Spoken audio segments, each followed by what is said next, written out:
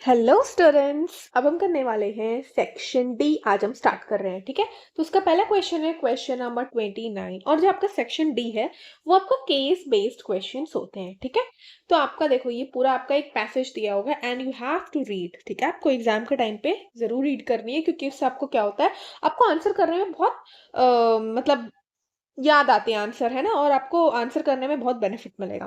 चलो क्वेश्चन देखते हैं फटाफट। Answer the following questions. पहला है, what is the rate determining step. बताओ रेट डिटरमाइनिंग स्टेप क्या होता है। जो सबसे स्लोएस्ट स्टेप होता है वही हमारा क्या होता है, रेट डिटरमाइनिंग स्टेप। तो मतलब slowest step is rate determining step. Okay, next is define complex reaction. Complex reaction क्या होता है बच्चों, सीरीज ऑफ एलिमेंट्री रिएक्शन ही को क्या बोलते हैं हम, कॉम्प्लेक्स रिएक्शन।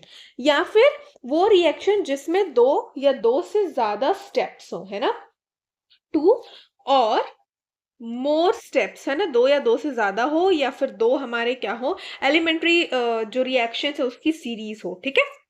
चलो नेक्स्ट हमारा बी पार्ट है, what is the effect of temperature on the rate constant of the reaction. क्या इफेक्ट होता है टेम्परेचर का रेट कांस्टेंट पे, बताओ। तो ये हमारा क्या होता है, डायरेक्टली एक तरीके से आप प्रोपोर्शनल बोल सकते हो कि जब आपका टेम्परेचर बढ़ेगा तो आपका क्या होगा, रेट कांस्टेंट भी इंक्रीज होता है, ठीक है। तो increases with increases in temperature. तो ये इंक्रीज हो रहा है तो ये भी इंक्रीज हो, ठीक है। आप या तो बी का ये पार्ट कर सकते हो, या फिर आपको और में दूसरा हुआ दिया क्वेश्चन आप वो भी कर सकते हो। क्वेश्चन दिया हुआ है, why is molecularity applicable only for elementary reactions whereas order is applicable only for elementary as well as complex reactions, है ना। Order is applicable for, okay, not only, है ना।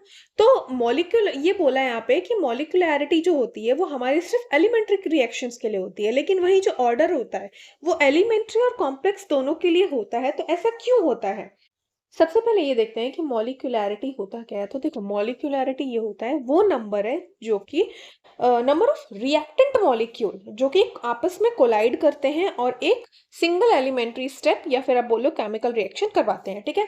तो molecularity can be 1 2 3 but it can't be fractional or zero ये नहीं हो सकते हैं, ठीक है।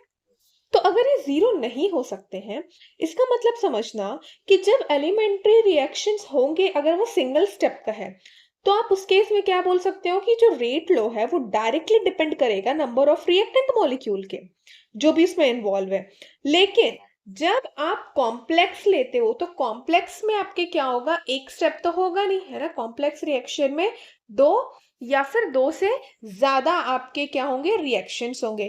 तो क्या होगा, अब आप कंसिडर किसको करते हो, जो आपके स्लोएस्ट स्टेप है, क्योंकि हम उसको ही बोलते हैं रेट डिटरमाइनिंग स्टेप, है ना। तो हम स्लोएस्ट स्टेप को लेते हैं। तो जिसके कारण क्या होगा कि जो टोटल नंबर ऑफ मॉलिक्यूल पूरे रिएक्शन में होगा आप उसको कंसिडर नहीं करोगे, आप सिर्फ स्लोएस्ट स्टेप को कंसिडर करोगे। इसीलिए मॉलिक्यूलैरिटी जो है ना वो ओवरऑल रिएक्शन का आप डिफाइन नहीं कर सकते हो, इसलिए सिर्फ एलिमेंट्री रिएक्शन में यूज होता है, ठीक है। वहीं अगर आप ऑर्डर की बात करोगे तो ऑर्डर क्या है, ऑर्डर आपका एक्सपेरिमेंटल रेट डाटा मान लो कि आपको निकालने के लिए काम करते हैं, ठीक है। तो अगर आप एलिमेंट्री रिएक्शन लेते हो जो कि एक का है तो वो डायरेक्टली आप निकाल सकते हो, और अगर आप कॉम्प्लेक्स भी लेते हो तो कॉम्प्लेक्स में भी क्या होता है, कंसंट्रेशन के साथ रेट चेंज होती रहती है, तो उससे आप ऑर्डर निकाल सकते हो। इसीलिए ऑर्डर दोनों में आपके काम आता है, लेकिन आपकी जो मॉलिक्यूलैरिटी है वो सिर्फ एलिमेंट्री में निकाल सकते हो, ठीक है। चलो सी पार्ट हमारा दिया हुआ है, the conversion of molecule X to Y follows second order kinetics, ठीक है। आपका क्या दिया हुआ है, एक्स से वाई आप सेकेंड ऑर्डर में कर रहे हो। If concentration of x is increased 3 times, how will it affect the rate of formation of y। चलो इसको सॉल्व करते हैं। सबसे पहले आपका दिया है कि आप x से y बना रहे हो, ठीक है। तो हमारा रेट लो होता है R इज इक्वल्स टू के, और हम x ले रहे हैं क्योंकि हमको x दिया हुआ है, ठीक है। ओके, यहां तक ठीक है। उसके बाद बोला है जब आप कंसंट्रेशन ऑफ x लिया दैट इज इनिशियल, तो हम इनिशियल का ले लेते हैं x1 और स्क्वायर, है ना। हम ये क्यों ले रहे हैं, क्योंकि हम यहाँ पे सपोज लेके चल रहे हैं कि जो हमारा इनिशियल कंसंट्रेशन है, ठीक है, हमारा जो इनिशियल कंसंट्रेशन है वो कितना है, हमारा x है, ठीक है। x1 ले लो, तो हमने ले लिया यहाँ पे x1 स्क्वायर, ठीक है, r। उसके बाद जब आप न्यू कंसंट्रेशन लोगे जो कि आपका 3 टाइम्स इंक्रीज हो चुका है, तो वो क्या हो जाएगा, x2 ले लू मैं उसको, तो x2 क्या हो जाएगा हमारा 3x1, यही हो जाएगा, है ना, 3 टाइम्स हो गया उसके। उसके बाद अब जो नया रेट आपका बनेगा वो क्या बन जाएगा, के x2 का स्क्वायर बन जाएगा ये तो, ठीक है। अब x2 की वैल्यू डाल दो, x2 की वैल्यू क्या आ जाएगी, 3x1 का होल स्क्वायर आ जाएगा ये तो पूरा। तो मतलब क्या आ गया आपका 9 के एक्स स्क्वायर, है ना। ठीक है, तो ये मान लो आपका R1 था और ये आपका R2 है। ना आप कंपेयर कर लो, है ना, दोनों को। तो मान लो मैंने ले लिया R2 upon R1, that is 9 के एक्स स्क्वायर अपॉन, वहां पे देखो क्या है, के एक्स स्क्वायर, दोनों 1 1 ही है। तो क्या हो जाएगा, के एक्स स्क्वायर, तो यहाँ पे क्या आ गया, 9 आ गया आपका, है ना। तो कितने टाइम्स बढ़ गया, R2 is equals to 9R1।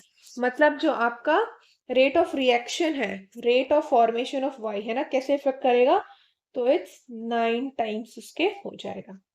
ठीक है, आई होप आपको समझ आया होगा। Thank you.